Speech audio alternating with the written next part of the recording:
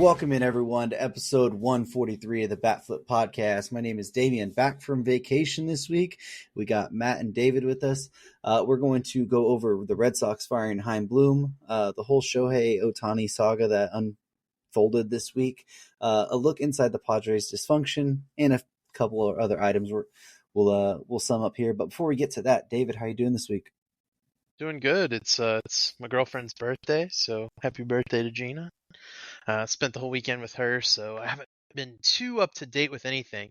The one Cubs game I actually did get to watch, the one baseball game, was a 13-inning marathon that the Cubs should have won 4 times, didn't, and lost. So I'm all baseballed out. But I'm ready for an exciting weekend of college football coming up, and and been doing other stuff this week. But how you doing, Matt?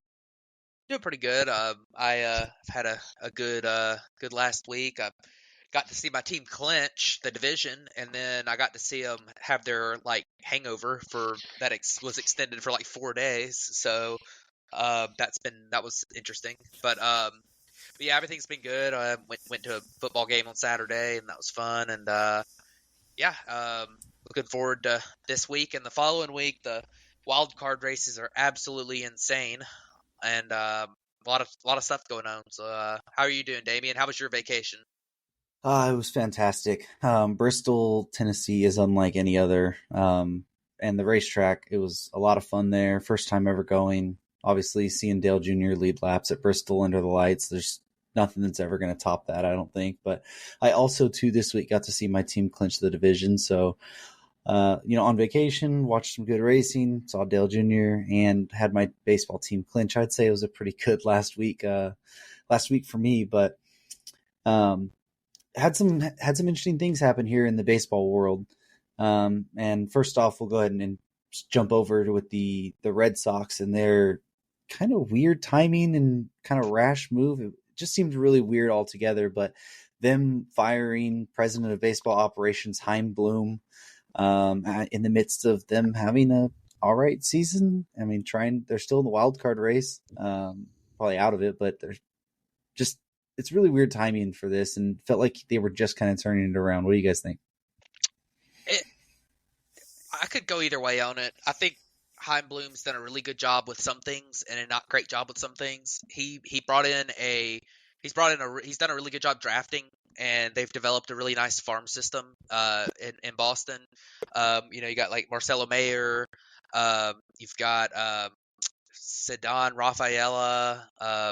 You've had several. Brian Bayo has been in that farm system. He's in the majors now, but he's come out of the farm system recently. Tristan Casas was a big prospect that's come out of their farm system recently. So they've done a really good job of drafting and developing homegrown guys, trying to build a core there. I think that he's largely missed on some of his free agent signings he's made, like the 2 big ones being Trevor Story, who has been injured a lot, and there's some red flags with him coming out of Coors, and he hadn't performed very well in Boston so far, and they signed him to a pretty big contract. And also, Masataka Yoshida started off really well this year, but he's not really been worth that contract they gave him. I think he's got a chance to still be good, and I don't think either one of those guys are totally worth giving up on, but Masataka Yoshida looks like a DH only with limited power.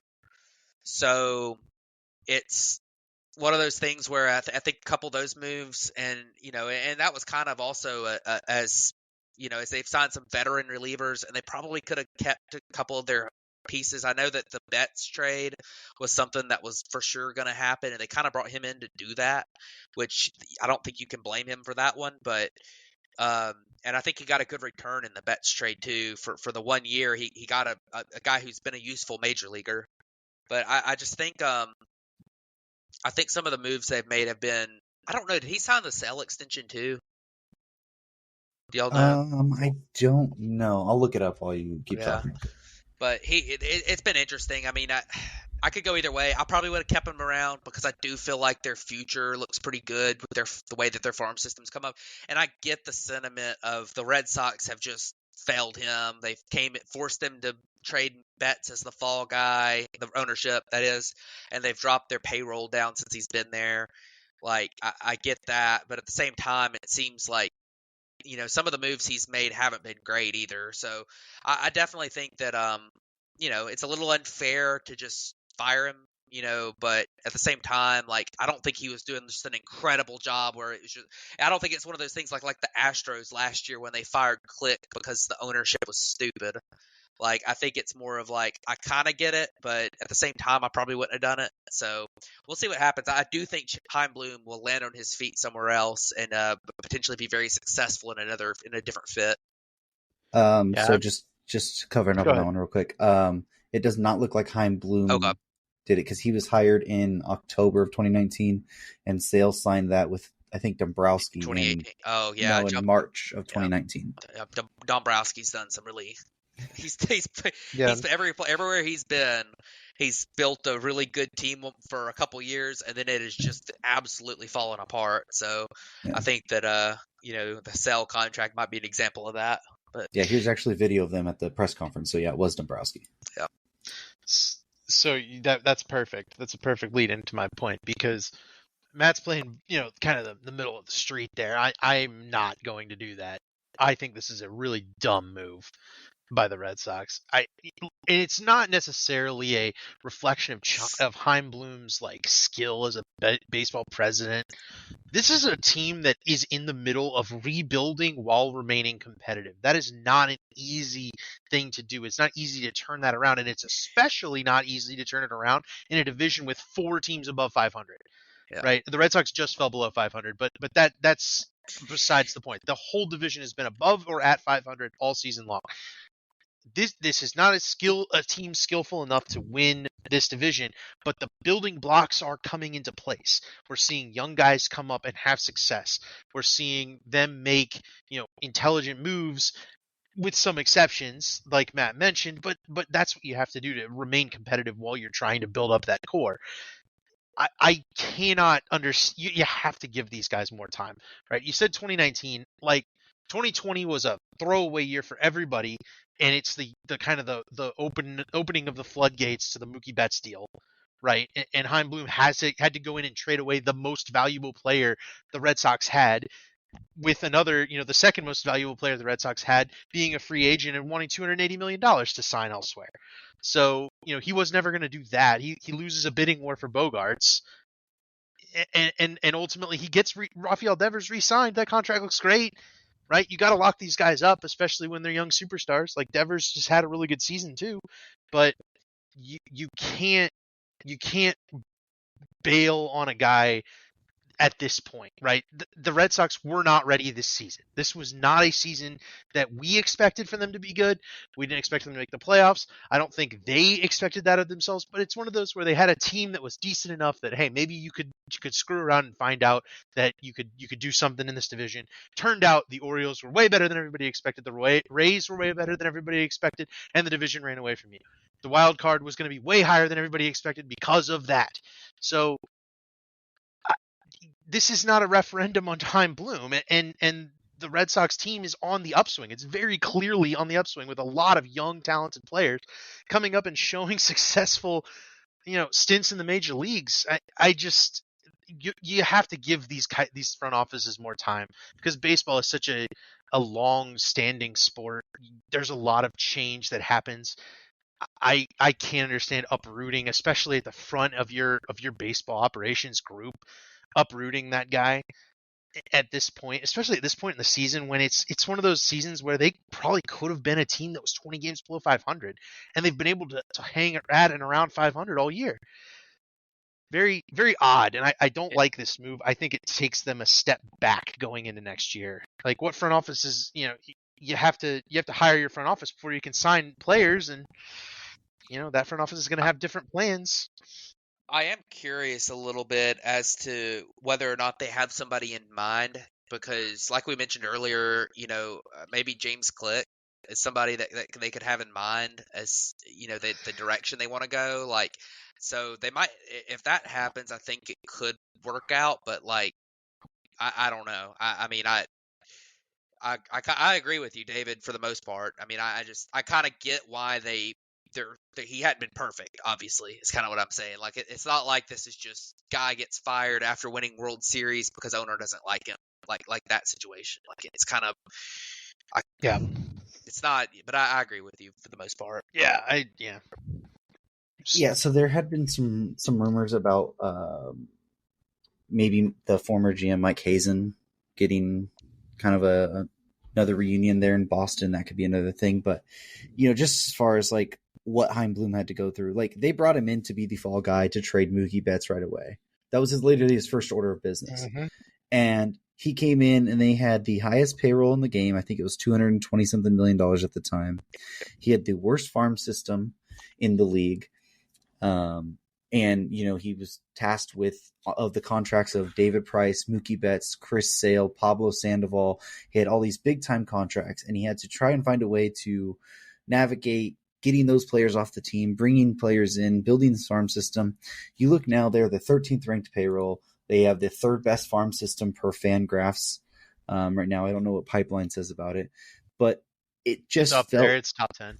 Yeah, it just felt like right now was a weird time to do it because it feels like they were like in like the year 3 of their 5-year plan or something. Like, yeah, it just seemed at the weird time right now. And like at the deadline, I thought he did pretty good, flipping some players, but trying to stay competitive. Like they got, they traded away Kike. Who's the other one they traded? If I don't remember. Reliever, right? Yeah. It's blanking on me. It's blanking me off the top of my head, but I felt like they got a solid couple pieces there. But you've just saw, I mean, you signed Devers to the extension, you signed Yoshida, you've had Bayo, you've had Cassis, you've had those guys come up and show flashes there. Rafaela as well. Like it just didn't feel like the right time right now to do it. I understand they've underperformed probably a little bit for what they expected, what ownership probably expected there, but it just felt like this was a weird time to do it. And especially like in our group chat, we were mentioning it when it all happened, but they did this like a couple days after the Mets officially hired David Stearns. And it's like, apparently they had interest in David Stearns. And it's like, well, if you did, then why didn't you do this beforehand and actually try and go get Stearns? Not sure that Stearns was what came there, but at the same time, like, it's just really, really weird. Or I wonder if like they were trying for Stearns anyways, and then that kind of didn't happen, and then they were like, well, we're already too far down this road, so we just got to let Chaim go now too. I don't know. It's just a very weird scenario all the way around, but they're going to be one of the more coveted jobs because they have a good farm system. The ownership's usually willing to pay. Like, we'll see what happens there. They're also willing to throw the front office guys under the bus. So, it's true. That may hinder that. I want to lead into the next thing by also noting that there was a rumor this week that Shohei Ohtani might have interest in going to Boston. But, now that you've shattered the kind of glass behind the front office over there, that creates a lot of uncertainty. And you may have also cost yourself an opportunity at being the front runner for Shohei Ohtani. So big question marks over there. So we'll use that as the segue into it. What night was that? Was that Friday night? I think that the whole locker, or was it Thursday? It was Thursday because I was not paying attention. Okay, yeah. So Thursday night, there was a report coming out that Ohtani had pretty much cleared out his locker at Angel Stadium, and he was gone from the team. He wasn't going to be there. And then it came out, I think it was Saturday, that he had an oblique injury and he's going to be out for the year now. And then today it was announced that he underwent his elbow surgery. They didn't specify if it was Tommy John surgery or if it was something else, but it was done by Neil Elitrach, which is the big Tommy John surgery doctor. It did say that his plans for 2024 will be full go for hitting, so he should be ready by spring training, but that he won't pitch until 2025, which kind of leads you to believe it was more like the Tommy John surgery. But still, just a weird scenario here between the whole like locker clearing out, oblique injury, and then now the surgery today out of nowhere. Yeah, this doesn't surprise me very much because I thought that when he got that oblique injury, I figured he was pretty much done for the year because, he could fight through that injury. I think there was some thought he might come back from it, but I mean, you already need to get this elbow procedure on a good time frame. So we need to. It's just one of those things. I think that the whole issue we have is that the Angels, didn't handle this on a PR level very well. Like, they could have announced he's going on the IL, he's done for the year. We think he's going to go back home to Japan and get his surgery and start his recovery. We wish him the best. They could have come out and said something like that. Instead, it just kind of happened overnight, and nobody knew what was going on. And like there's definitely a lot of PR issue there, but I mean, I hate to see him out for the year hitting. I mean, obviously we like watching Shohei hit, and I hope that he comes back in 2025. I think it sounds like they probably would have just come out and said he got Tommy John surgery if he got Tommy John surgery. My assumption is that he probably got some kind of bracing procedure type thing, and that they're going to try to rehab it, because I think the second Tommy John surgery, it might not be ready until the middle of 2025 if he had to get a full blown Tommy John. So I don't know what they ended up doing there, but that's not particularly surprising that he's not pitching next year. Yeah, it's not, but I guess what we can kind of mention now is free agent sweepstakes they're gonna start up, right? I mean, that's gonna hit right as the season ends. I think Shohei Ohtani is going to be the biggest free agent, even regardless of the injuries, both to his oblique and to his elbow. He's going to be the biggest free agent to sign a free agent Major League Baseball contract. Current record's Aaron Judge's 360. So I think he's going to get a total guarantee more than that. And he's going to get a lot of incentives towards pitching, I think, to boost that number up. We're going to see probably maybe the richest contract in sports history. We've talked about it a bunch because it's a major thing, but how often does the best baseball player on the planet come onto free agency? Not a lot. So, I do hope that Shohei can stay healthy. It's obviously concerning that he kind of always has these lingering issues. Not always, but he ends up having these lingering issues, and it's how long can he do this? How long can he do this at this level? We'll see, but ultimately his tenure with the Angels ending is bittersweet because he never had many playoff games with the Angels. We've never seen Shohei Ohtani in the playoffs, and we never saw him play in the playoffs with Mike Trout. But I think Shohei Ohtani is going to be going to a team that's going to be a perennial contender. I think that's going to be on a priority list of his to go try to win a World Series ring. And I think it kind of makes the list kind of narrow, but of teams who are willing to spend and then are also World Series contenders, it's going to be a fairly narrow list, but it should still be interesting because I think ultimately he could decide,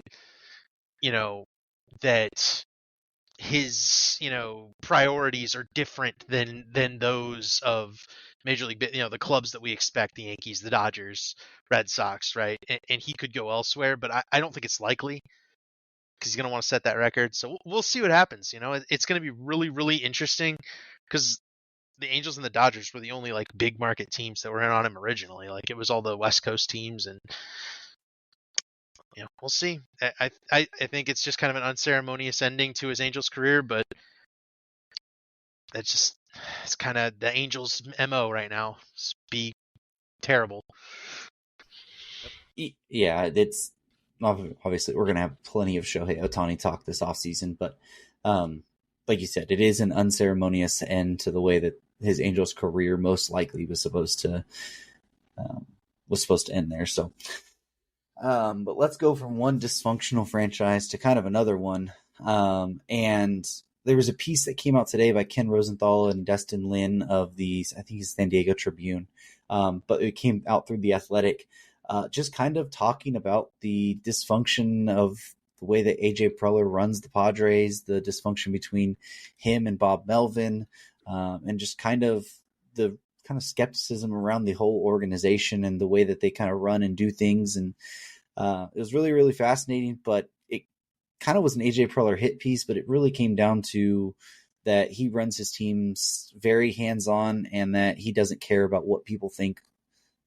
Even inside his own front office, he just makes his own moves whenever he wants to, type thing. Yeah, AJ Preller has like the most horrible trade history outside of maybe two moves that I can remember. Like the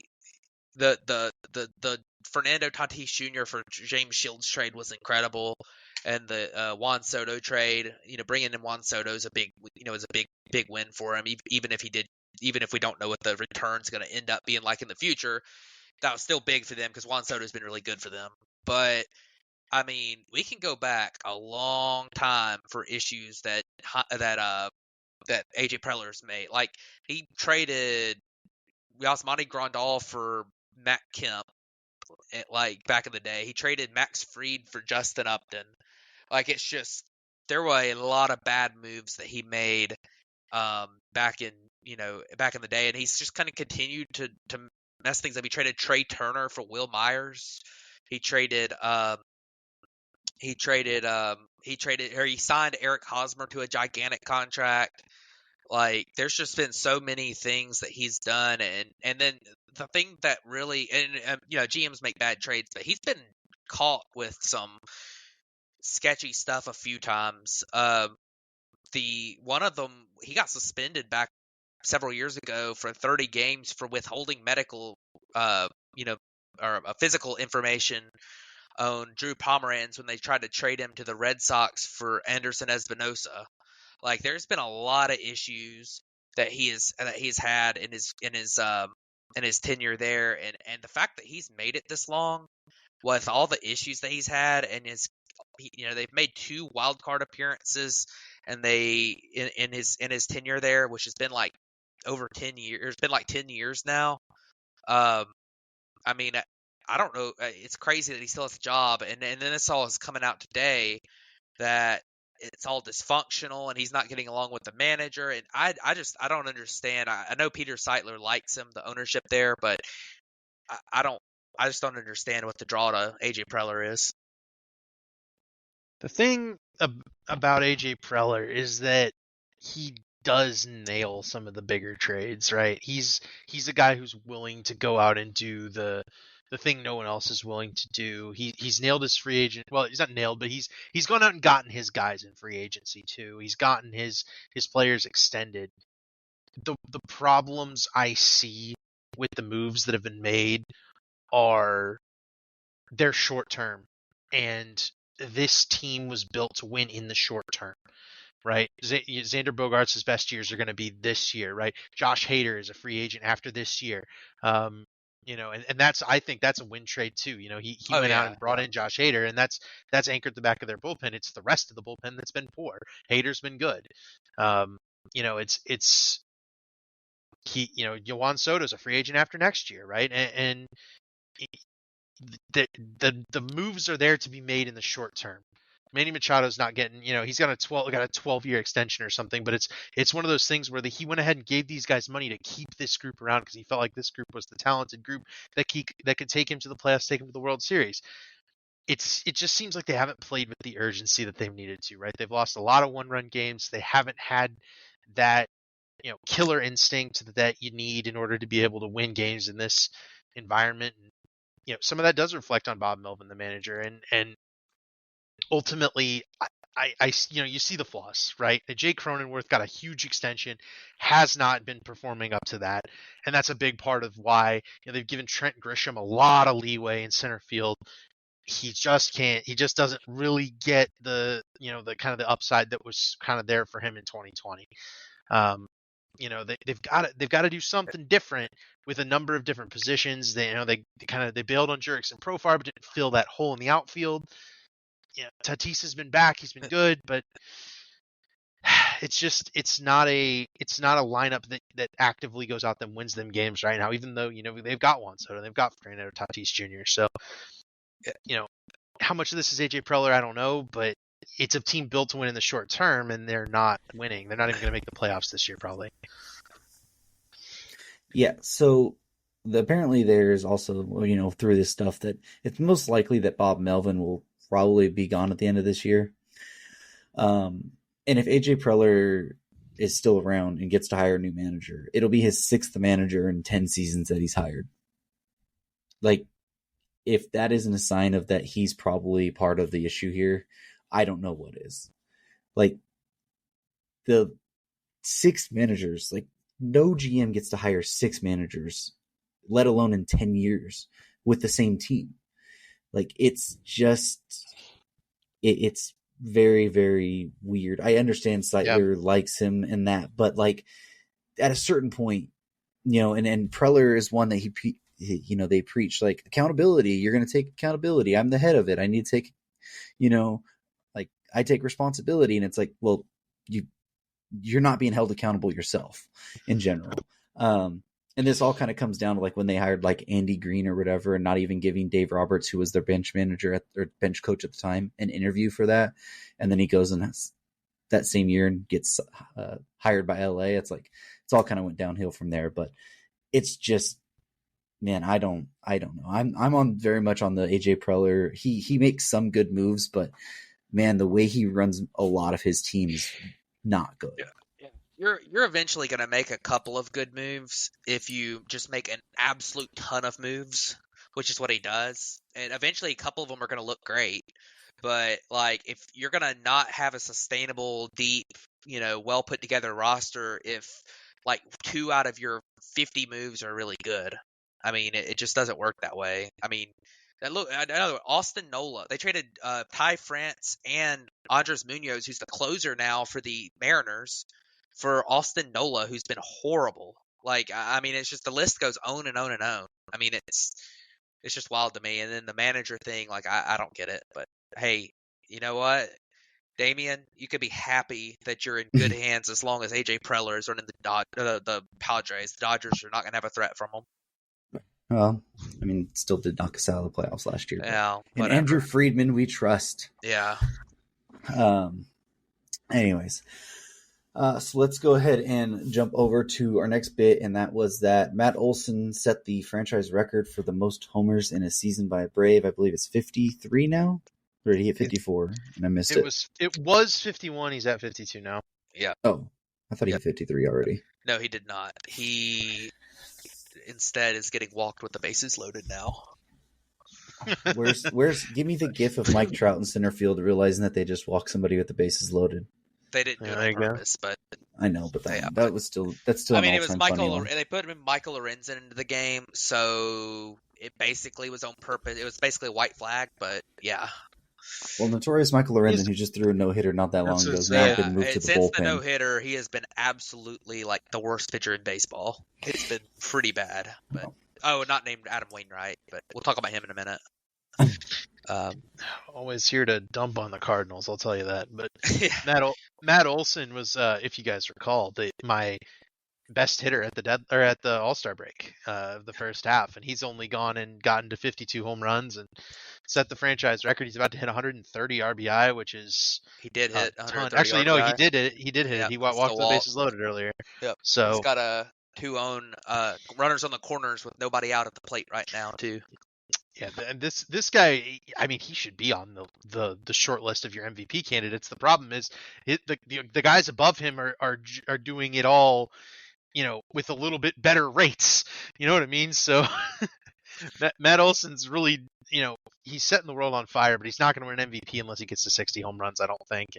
And even then, it's going to be tough to beat some of the guys, including his teammate. Ronald Acuna. So, wild that we're looking at a guy with 50 some odd home runs, and he's probably not in your top 3 MVP candidates. Yeah, he's definitely top 4, and then there's a big gap to the next one. But yeah. I think he might be slightly behind the other 3 guys. And the main reason for that is just because, he really just brings his bat to the table. Like those other 3 guys bring base running and in Mookie Betts' case, defense, but like, right. But Matt Olson is at the plate. It's been awesome. He's got a 990. He actually might be he's got a 997 OPS this year, like 161 WRC plus. I mean, it's been incredible. Yeah. He's a monster at the plate. Yep. And a few years ago when he was in Oakland, that swing was very problematic. He was striking out a ton. Now he's settled into a nice 23% strikeout rate. He takes his walks, and he absolutely pummels the ball to all fields. in the air. I mean, just the exact kind of hitter you want to see. And you remember the Braves signed him to that extension, and that extension looks real good now. Yeah. Even though the only player that's one of the players that's above him is the guy he replaced at first base. Yeah. But Olsen, we kind of knew that once he got out of Oakland, went to a more hitter-friendly ballpark in Atlanta, like that was going to help. And then he's been in this lineup, which is insane. Like I think they're going to break the record for a lot of like team hitting categories. I think the only team hitting category or something that they aren't leading right now is like stolen bases, and I think that's the Reds, technically, which is it's just insane to think about. Yeah. So that's been a big help to Olsen's progression as well. But let's go ahead and jump over to talking about the Tampa Bay Rays, and that they announced, I believe it was this morning, that they have a new stadium deal for St. Petersburg to stay there. Should be ready for the 2028 season. This was kind of one of the two looming. I mean, we had our whole Oakland, Las Vegas deal, and then there was this Tampa deal that, maybe they were going to play in Tampa and then potentially relocate to maybe like Montreal or split seasons. Well, it looks like they're going to be in St. Petersburg for a long time. And as Rob Manfred said before, this is the two stadium deals that we needed to get done before we consider potential expansion. Yeah, I am happy for the Rays that they're going to not have to play in the Trop anymore. Hopefully this new ballpark, although it does sound like it's going to be a stationary dome without a retractable roof. Yep. Which, I mean, you don't need a dome in Florida. Well, to be honest, it's like retractable, I think it all should be retractable, yeah. Yeah, the thing about retractable is if you go look at the other teams that have retractable, like look at Houston and look at the Rangers, look at in a similar climate in Miami, look at those, and they don't ever open them.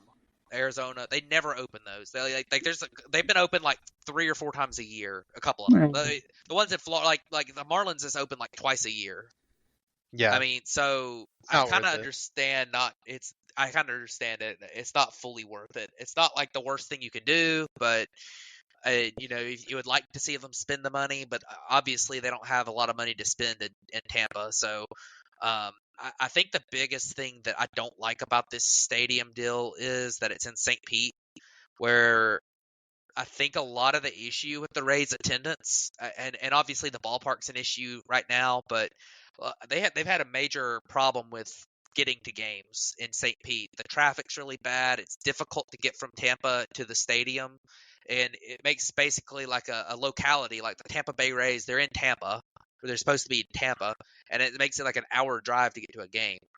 So I think that's kind of been a really big problem for them in St. Pete, and they're basically, instead of solving that problem with this stadium deal, they're literally just building right next door to the Trop. So I don't really like that, but I mean, it's nice for the Rays. They'll get a new stadium, and I'm sure it'll probably boost attendance a little bit for a little while, especially with the fact that their team is good.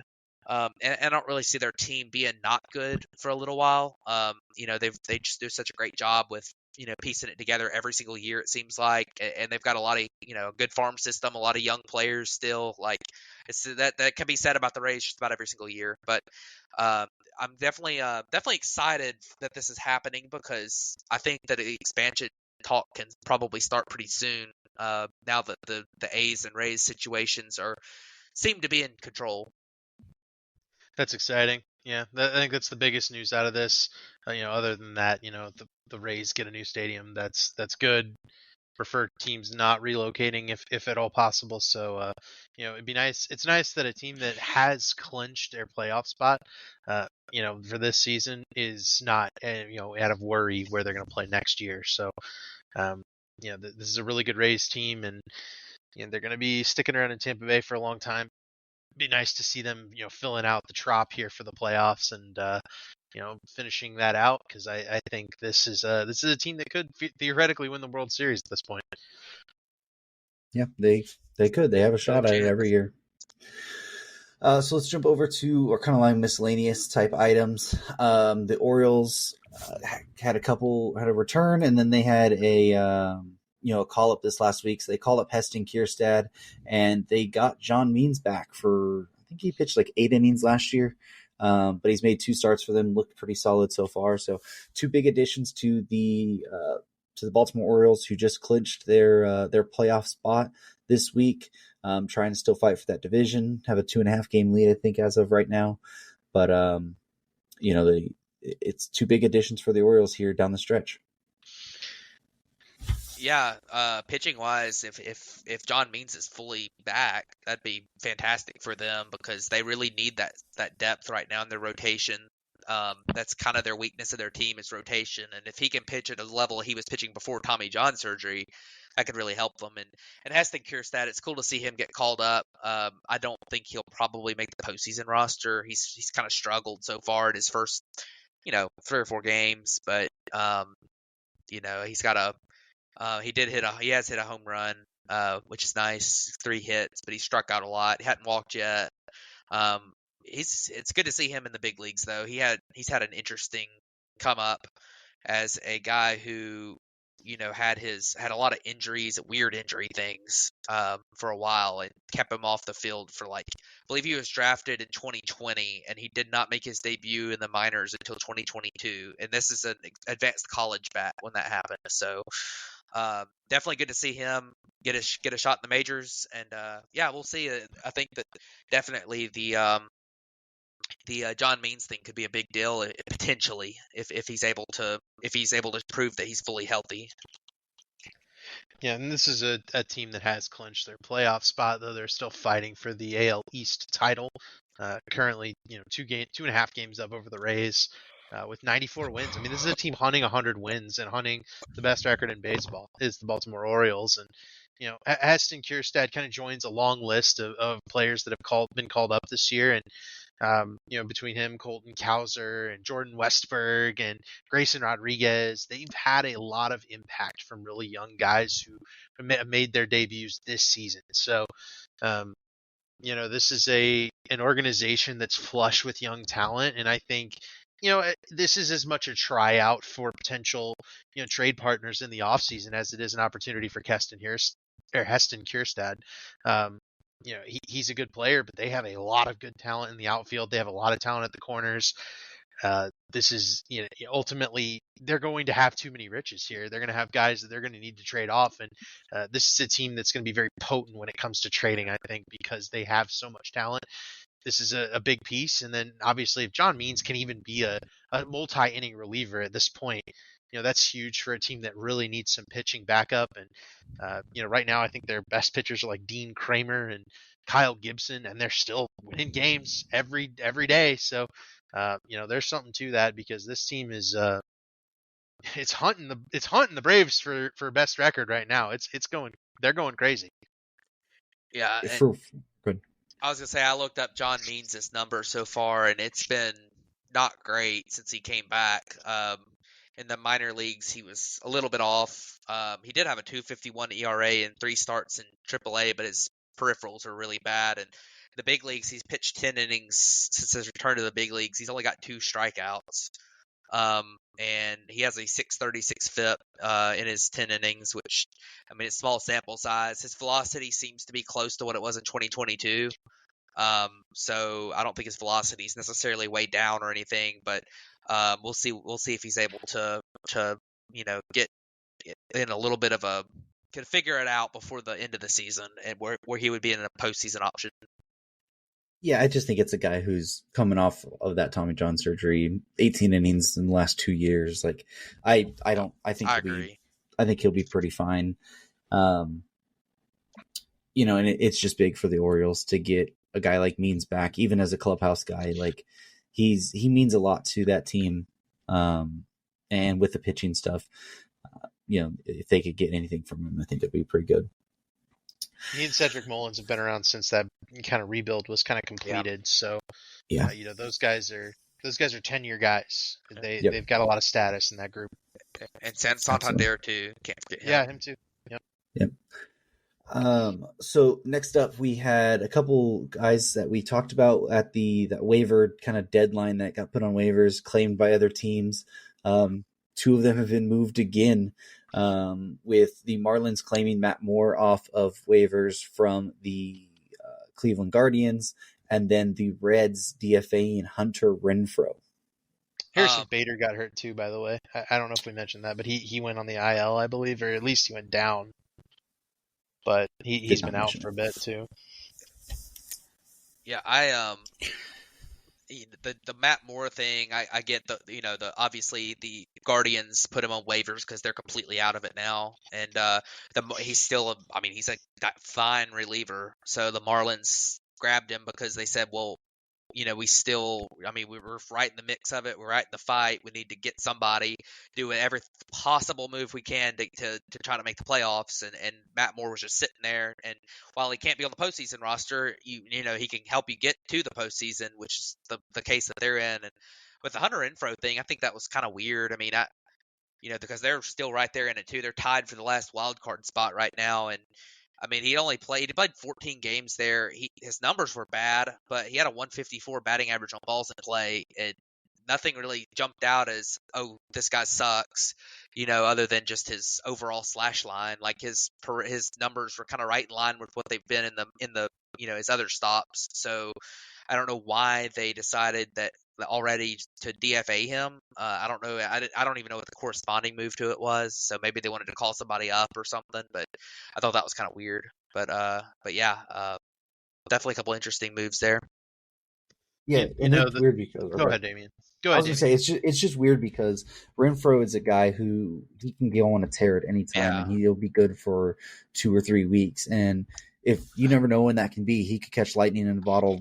These next 2 weeks right here, and help you make that playoff push. So it is incredibly, incredibly weird that they just did this right now. I'm trying to look up the corresponding move, by the way. So go ahead, David.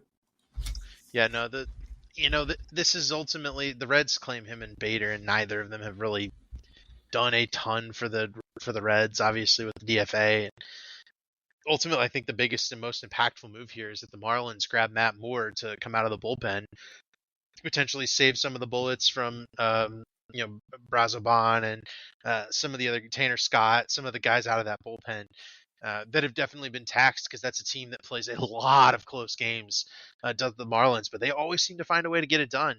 And that's kind of why they're in the position that they are, climbing up. They're, I think, a half game out right now after losing yesterday behind the Cubs. So, it's a dogfight right now for that last wild card spot, but the Marlins just picked up some added, ammunition to help out. It's not good news for the Cubs, Giants, Reds, everybody they're fighting with. So the corresponding move was activating Stuart Fairchild from the COVID-19 injury list. Yeah, yes. Fairchild, who has a 223 average this year, 322 on base, and an 87 WRC plus. That was the corresponding move. I don't get that one at all, but yeah, that one is also speaking on the Reds as well in this whole weird situation. They've lost Graham Ashcraft for the rest of the year as well. He had a stress reaction in his toe, had to undergo season-ending surgery, I believe, today as well. Today or yesterday. So that's just another thing. Like, he got transferred to the 60-day IL, so you didn't even need to for the roster. I don't know. But anyways, losing Graham Ashcraft, who I know he hasn't been great this year, but he does have some good stuff. And once again, they're in that kind of wild card battle there. So losing another one of their starters kind of hurts. But so let's stay in the NL Central here and go to another milestone that we had, and that was that Adam Wainwright finally picked up his 200th career win, ties him for 118th all time. He's had a really, really bad season trying to chase this 200 win milestone, but looked pretty good last night against Milwaukee and finally got it done. Yeah, good on the Cardinals for just after they've been out of it. Obviously, if they were still in the race, then they would have had to have DFA'd him or something, or Phantom IL'd him again or something like that. But good on them for just letting him, do this. He's been a lot to their organization, so and he actually had to pitch. I think he had to pitch really well to get that last win. I think it was a 1-0 game. Yeah, I was gonna say it was a 1-0 game, and he pitched like 7 innings. So yep. That was a very very cool thing for Adam Wainwright. And he does seem like a really good guy, and I'm happy for him, because this has not been a good year at all. And I know that he has sounded just defeated when he's pitched and then interviewed afterwards. So it's good to see him, because for a while there it was looking like this might not happen, and it's good to see him be able to get it done. Adam Wainwright's going to be one of those classic, longevity Hall of Fame cases, right? He picks up the 200 wins, been around forever, been on a couple of World Series teams, and then he's not statistically all that great. So the case will be really interesting when we get down to discussing it in 5 or so years when he finally does retire. But no, this is a long career that's kind of. He's been a thorn in my side and as an NL Central pitcher for his entire career, and it's one of those things that I'll always hate him. I'll never respect him, but he's been pretty dang good, because you don't hate guys who stink. Yeah, he might have that like Jack Morris backdoor gets in because of the Veterans Committee type thing going on there, but right. You just remember, I mean, in his first postseason at age 24, he was the closer for the Cardinals that won the World Series, and crazy. Had a 4 saves and a 0 ERA in the playoffs. I mean, that's definitely something. It's annoying in my end, but it's definitely something. Yeah. Also, one other last thing to point out on Adam Wainwright, he was one of the better hitting pitchers. Yeah. I think he's won a couple Silver Sluggers, and he's hit several home runs. Actually, he's hit 10 home runs in his career too, which obviously we don't see that anymore. But I thought it was kind of a fun thing to look at. Yeah, it was. I'm glad the DH is here. Remember when he blew out his Achilles at like age 36? Oh man, that was awful. Yeah. So before we jump to kind of looking at the division races and that stuff real quick, you've heard us talk a lot about Royce Lewis and him hitting grand slams so far this year. Well, he hit another one this week. That's 5 career grand slams and 276 plate appearances. I was, just for shits and giggles a little bit earlier, I was looking at where he ranks on the active list. And he is tied with guys like Nolan Arenado, Jose Abreu, and Ozzie Albies for career grand slams already. And he's like one behind Mookie Betts, who has 6. And he has 276 major league plate appearances so far. He has, what's that stat I sent the other day? It's like 5 grand slams, 5 outs, and like 2 walks or something like that. In his major league career. Yeah, I'm trying to see. Yeah. No, it's 5 grand slams, 5 outs, and 2 singles with his career with the bases loaded so far. That's disgusting. They need to pull the Joe Madden with him. If anybody needs to be intentionally walked with the bases loaded, it's Royce Lewis at this point. But yeah, just wanted to mention that one again, because we've kind of talked about it here, but it's a nice little follow-up and kind of looking at what he's been able to do so far in such a short amount of time. I really want to see if he can get a full season under his belt. That guy might be. I mean, he was drafted first overall, wasn't he? Or he was in the top 5. He was a high draft pick by the Twins a few years ago, and they signed Carlos Correa to a big money contract, and he is covered for Correa's butt this season. And the Twins are going to go win the AL Central. They're going to make the playoffs. Royce Lewis is going to get maybe Grand Slam opportunity in the playoffs. He was the number 1 overall pick in 2017. Yep, and he's kind of forgotten about because he dealt with a lot of injuries. I really hope he gets a full season. He's dealt with a lot in the majors. Oh yeah. Yep. Came up in his first week, tore his ACL or something like that. Yeah, I mean it's been he's had a rough time of it, but he's definitely starting to make the most of it now. Yeah. So quick little bit, because we only got 2 weeks until the end of the season or something. So kind of just want to glance at the way the races are, the close races at least. We mentioned the AL East earlier. Baltimore and Tampa Bay, they both clinched their playoff spots. That's a 2.5 game gap. I believe Baltimore just won 2 of 3 or something from Tampa Bay this weekend. They split a 4-gamer. Okay, 2-2. Yep. 2-2. So that one's close. The AL West, you have Houston has a 1.5 lead over Seattle and Texas. All of those teams have kind of been struggling. Seattle got swept over the weekend by LA. Texas got swept by Cleveland over the weekend. And Houston, I think, lost 2 out of 3 to Kansas City. Is that what you were saying earlier, Matt? Yes. Yeah. So that's kind of in the AL side. And then looking at the AL wild card real quick, it's really going to be a race between 4 teams for 3 spots. We already said Tampa's in, but or actually I guess it's 2 teams for 3 spots. Or 3 teams. I don't know how to math. Toronto, Seattle, and Texas are all in it, and they're all separated by a game apiece. Yes. 3 teams for 2 spots. Yeah. What? No, 2 teams for 3 spots, David. Get it right. And okay. The Blue Jays right now are winning tonight. The Rangers are losing to the Guardians, I believe is who it was. And the Astros are losing. Red Sox. The Red Rangers Sox. The losing to the Red Astros are Sox. losing to the Orioles. Yeah. So definitely, it's pretty crazy. Pretty crazy Seattle's right got there. Oakland. Seattle's got Seattle's Oakland got this week. Oakland, so they could they will likely gain a game on Houston if they win tonight and Houston's score holds. So Yeah, a lot of time left in those games though. So, the AL side of this is down to the close, the last bit.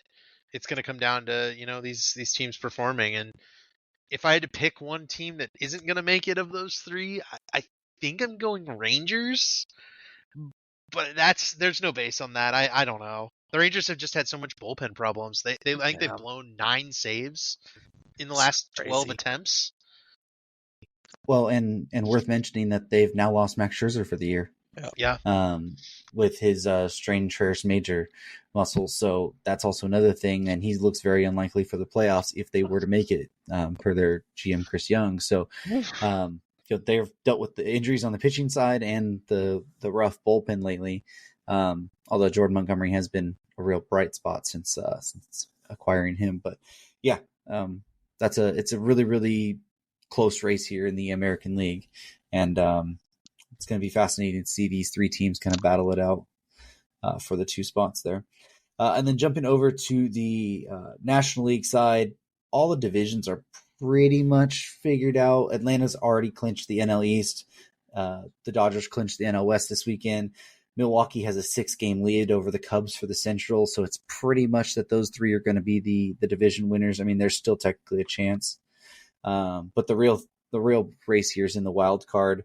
You got Philadelphia's 4 games up. Looks like they're going to have one of those wild card spots, and then Arizona, Chicago, Cincinnati, and Miami are all separated by a game, and then San Francisco is 2 games back. And then outside shot with San Diego here at 5.5 games back. But really it's the battle between those, 5-6 teams for 2 spots kind of? pretty much. And the Cubs, Reds, and Marlins are all tied right now for the last wild card because the Marlins just had a walk-off win. So, and the Reds are probably going to lose tonight too. They're down like 7-0. But yeah. The Cubs is still real early in the game. I think the Cubs are up, but it's early. So definitely interesting stuff. The Braves obviously clinching, very early was a big deal. They actually lost 4 games in a row. It actually had an effect on the playoffs because I believe the Braves had their hangover this weekend, and that happened to coincide with playing the Marlins, who are right in the thick of the, this wild card race. So the Marlins actually swept the Braves over the weekend and really got themselves back in it. They're honestly the only team out of all these that seems to really want, and them and the Diamondbacks, that seem to really want to make the playoffs because everyone else just decided to start sucking in both leagues in the wild card race. So, and then congrats to the Dodgers on their clinching as well. They, both the Braves and the Dodgers will probably rest some play. I know the Dodgers have rested Betts and Freeman a couple times. The Braves had a little bit of an injury scare with Acuna, but they've rested him. That type of stuff is going to continue for both of those teams, and the Brewers are not far behind them. So, yeah, I was going to say the Dodgers might have a direct effect on this wild card race as well because they have 7 games left with the Giants. Yeah, a 4-game series starting on Thursday at home, and then a 3-game series to end the season in San Francisco. So if I know anything about the Dodgers, though, they just want to win all those games, knock the Giants out.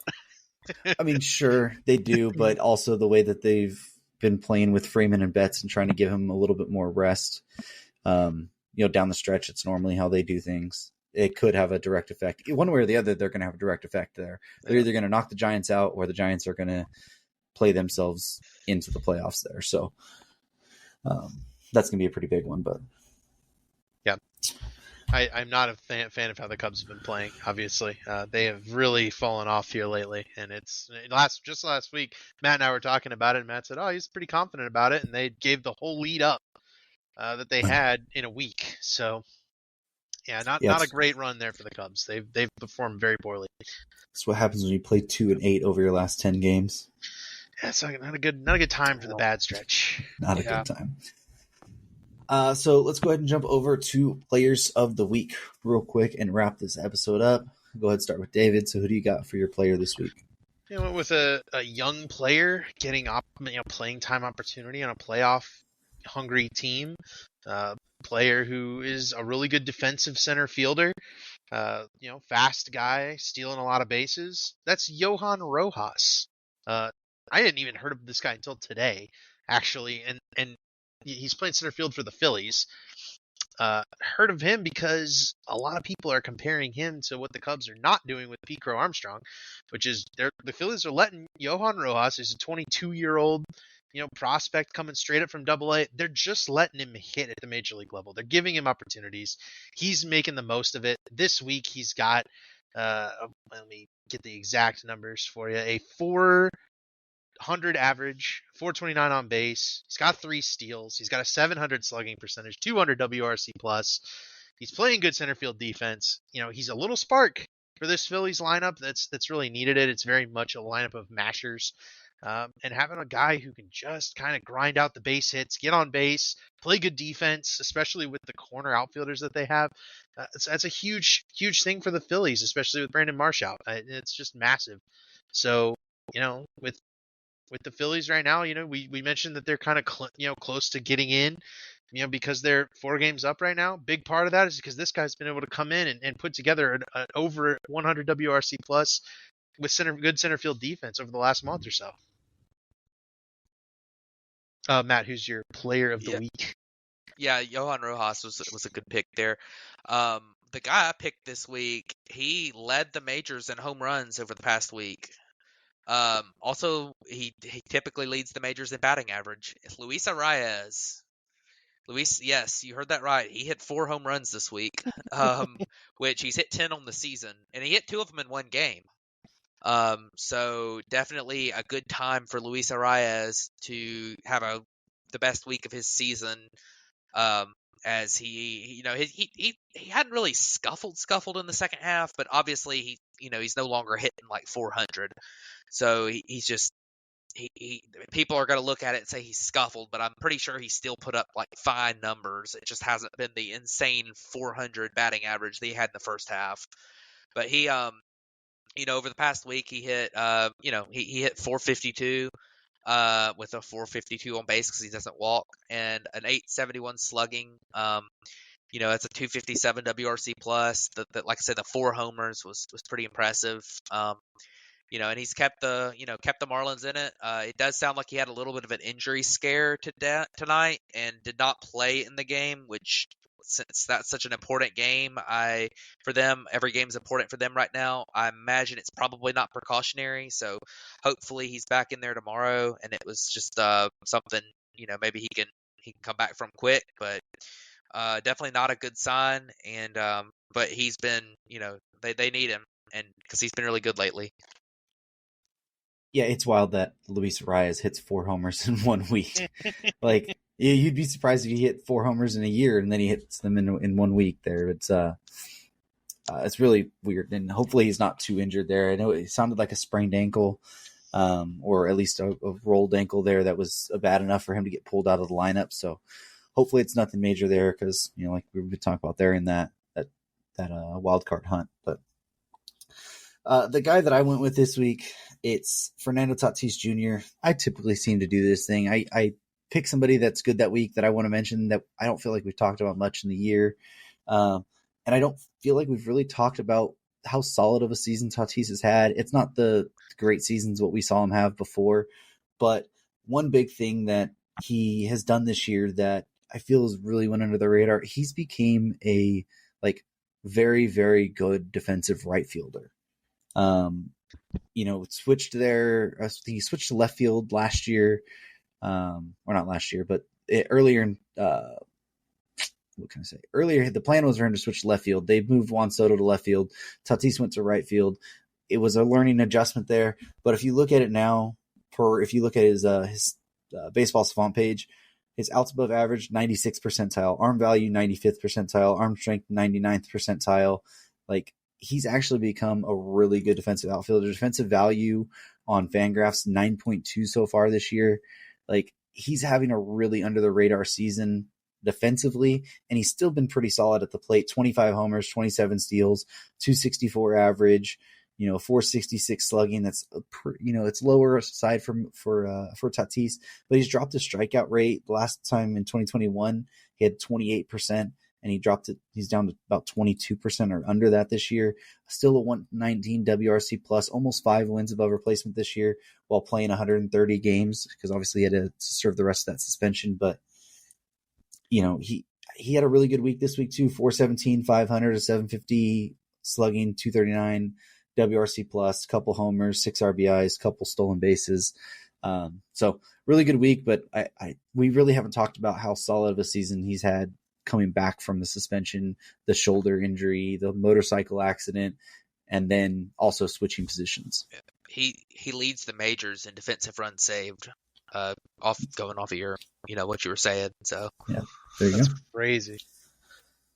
Yeah, for a guy who was considered not like a good defensive shortstop either. Yeah, Like, I mean, it seems like right field, even though it's not as premium of a position, he's so good at it that it really makes his defensive value higher in right field than it would have been at shortstop. Yeah, it's insane. So, like I said before, we only have a couple weeks left in the season. 2 weeks from this last Sunday, so really coming down to it. But anything else that you guys want to wrap up on before we head out? The one thing I do want to mention, that Ronald Acuna Jr. is 1 home run away from 40-40 now, or actually 40-60, which might end up being 40-70. He's 3 stolen bases away from 70. So, but 40-40 is a club that has been a very wildly, popular milestone. There's only been 4 players, I believe, that have hit 40 home runs and stolen more than 40 bases in the same season.